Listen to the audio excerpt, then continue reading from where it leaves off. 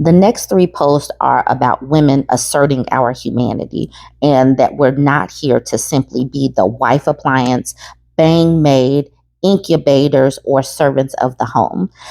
So, all three of these put together, I want women to know and understand that you are not here to simply be the caretakers of the home, the sole caretakers of the children, the caretakers of the family.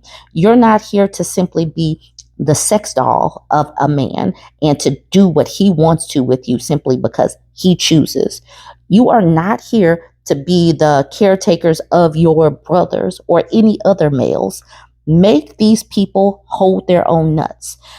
If their parents don't want to instill in them how to treat women and girls with humanity, you stand up for yourself and say, I'm not doing this anymore. So, watch these next three posts. That is the synopsis of what you are about to see. Join the conversations and let me know what you think about all three of these. Each one of these could have been their own post. So, go ahead and watch and let me know what you think of these stories. Yesterday, I came across this Am I the A-hole post when it first dropped, and I started taking screenshots. Well, apparently, Tell Your Mom I Don't Love Her made a comment saying she just posted the update. So I'm going back and I'm going to give the update. So if you didn't see the first post, this woman, this Muslim woman, she says she came from a Muslim household. She's married. She found out that her husband of 5 years was cheating on her, and she said that she gave up her children to him, and she said that she would rather die than to be a single mother. So that was the first post. It is posted on both my TikTok and YouTube, and literally I just posted it. Okay, so here's the update. She says, firstly, I'd like to thank every single person who genuinely DM'd me and gave me advice on how to move forward. I'd like to also give thanks to every single one of you good people here who took time off your own day to advise me.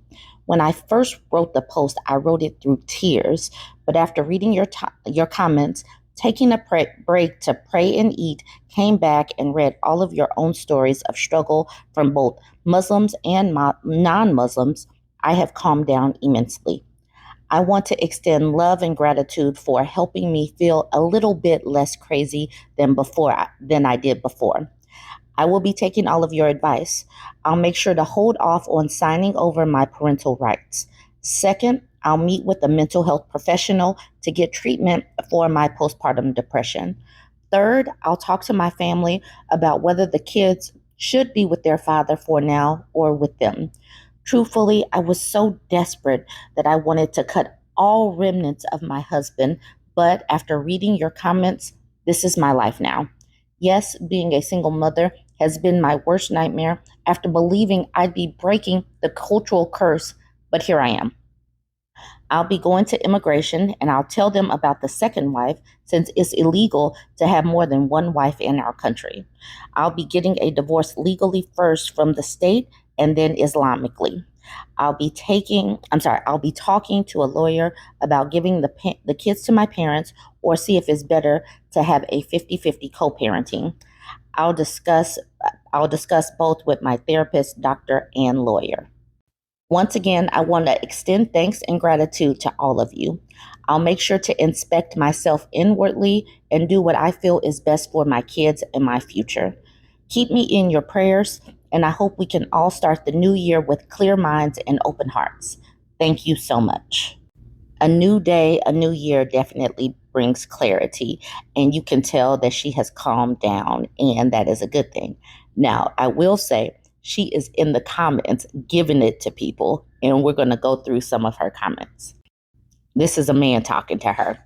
First of all, you must repeat the authority your husband has over you in accordance with Islam.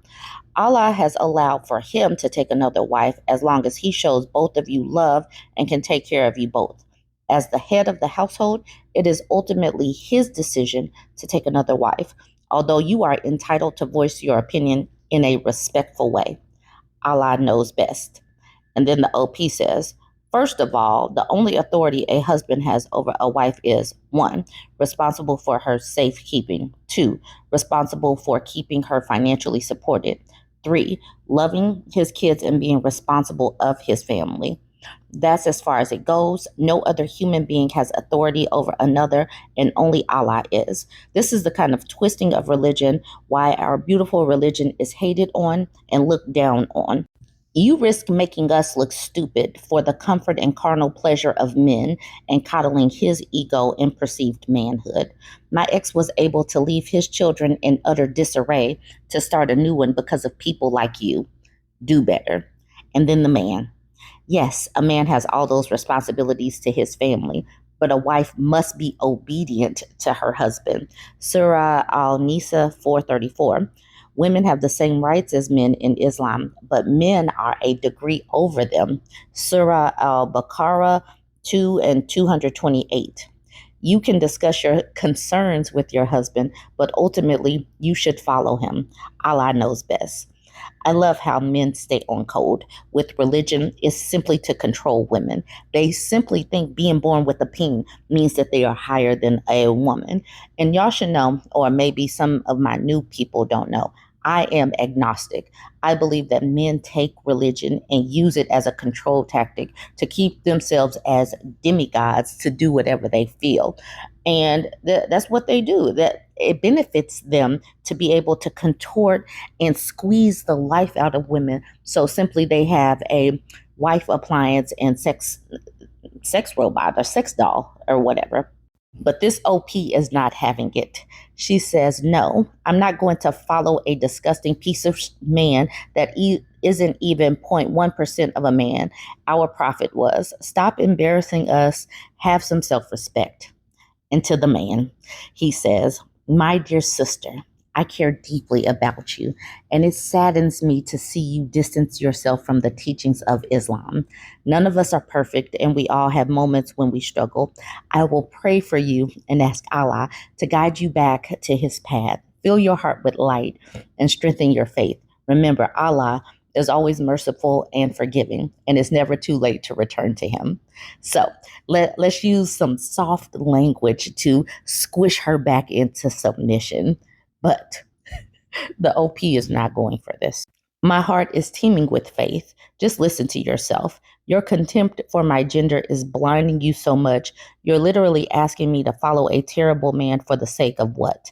What is wrong with you? Why don't you go marry him yourself? I think you'd make the perfect wife, obedient, knowledgeable of men's pleasure, knowledgeable on child rearing, and you know how to just follow. You're the perfect wife. Adeline in red says, I'm sorry, but I find your culture grossly terrifying. I can't wrap my head around any of this.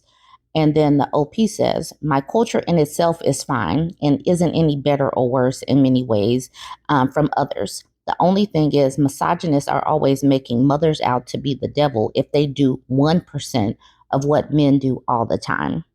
The men in my culture aren't as misogynistic as Arab men in the Middle East, for example, or Pakistan, but they have this kind of misogyny where they ruin a woman's life by leaving her a single mother and not holding the father accountable for anything.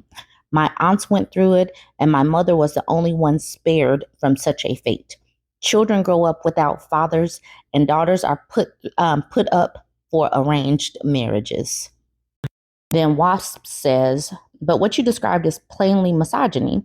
If your culture does that, then I'm pretty sure they hurt women in other and more brutal ways as well.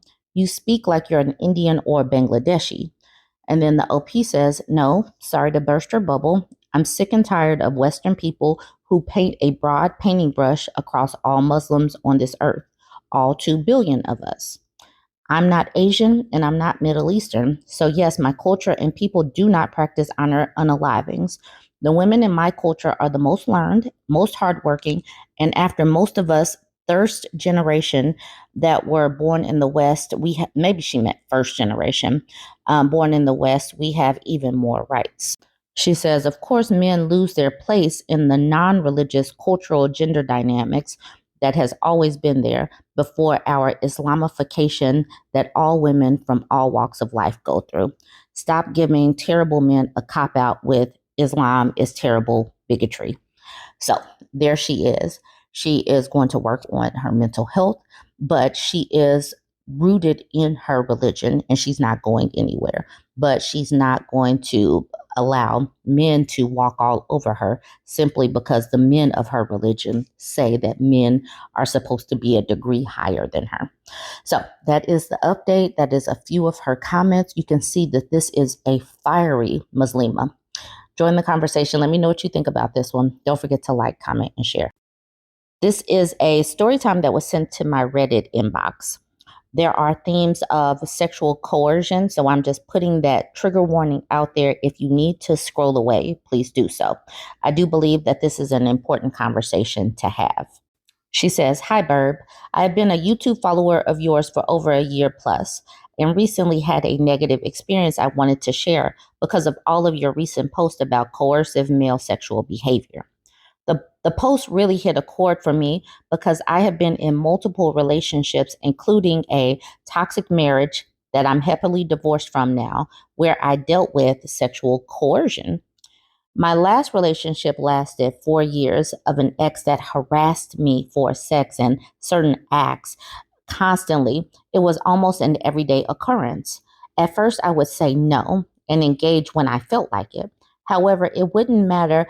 However, it wouldn't matter. I would deal with pouting, waking me up, begging. And even when I gave in, he would intentionally prolong the act so he could coerce me into doing the thing I didn't like or want to do, claiming he was unable to climax and needed me to let him do something else. I tried to talk about how uncomfortable he was making me, but he would just whine and then back off and not ask for a week or two, then start again. She says the final straw for me was when we went out of town for my birthday. I had given in to his coercive behavior despite it being my birthday. However, the next day we drove home and got in very late. Once we got home, we got ready for sleep, and he started making moves on me. I told him I was tired from traveling and was going to sleep. He completely blew up at me and started yelling and screaming and threatening to break up with me. I started to cry because I was tired and rattled and asked him why he was so angry. He made this long speech about how unfair I was and how I was making him feel unloved by withholding sex. I felt so bad and it was late. I just asked him to come back to bed and gave in. To this day, I have never felt more disgusted by anyone. I can still remember it like it was yesterday, despite it was almost 2 years ago. He had no insight, and I honestly didn't know what he was doing was wrong. And I honestly thought I was supposed to just do it, and that was a part of the relationship, regardless of if I was tired. I finally broke up with him for an unrelated reason a month later. And then I attested to Google what's normal. I maybe asked Google what's normal in a sexual relationship. And that's when I first heard about coercion and stealthing. I was mortified recalling 2 times in my 20s when I was stealthed and then gaslit to believe that condoms just slipped off. I was too young and naive to realize they don't just slip off like that. All of this to say, please let young women of your channel learn from those of us that had to suffer through this toxic abuse, not just in marriage, but also in relationships. As women's religious crap teaches us our bodies don't belong to us and programs us to believe we can't say no. Also, I remember growing up, sex was not talked about. And if you asked questions, you were being fast. So I never learned what healthy sexual behavior was. A lot of these men have been conditioned via patriarchy, toxic masculinity, and corn to believe women want and should allow anything sexually, and most of us were not taught better. Sorry, this was long. If you tell my story, please tell younger women to learn sexual boundaries and learn to break up with, divorce, and leave men who do this. I talk about these things because a lot of the time women are not taught these things as girls. Because like she said, when you talk about sex at all, you're being fast and we're not given the education that we need. We're not taught boundaries. We're taught to be pliable, where many of us are born and raised in religion to the point where, submissive and being a pick me of sorts is it is the baseline. So we don't have the boundaries that we should have where it comes to this. And since we're not really taught about sex, we don't know the proper boundaries and that it shouldn't feel like that. They shouldn't be allowed to do that. And we don't know coercion and stealthing. I will continue to have these conversations because, we have to talk about this in public so that women are not feeling the shame of giving in when they know that they were being pushed in, they were being controlled by these people's whining and mood swings and irritation, or all the things that they do to throw tantrums, to throw mantrums when they don't get their way. And women just will just give in and say, here, get it over with.